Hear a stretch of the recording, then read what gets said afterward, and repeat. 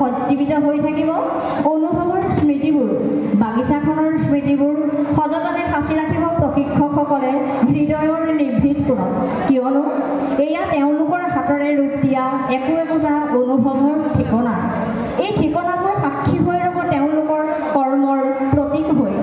আজি নাট্য কৰ্মশালাৰ সামৰণি অনুষ্ঠানৰ আমি ইমানতে সম্বৰ্ধনা অনুষ্ঠান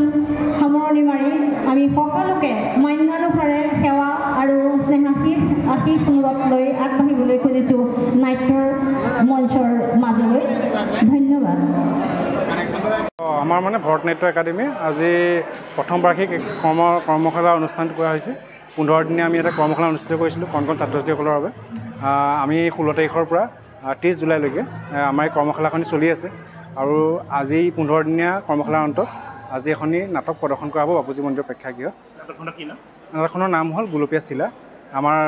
জাগীৰোধৰ প্ৰশিক্ষকসকলৰ দ্বাৰা আৰু NSDৰ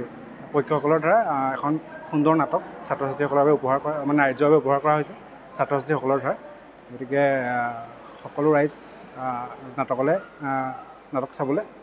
আহক। হয় আমাৰ এটা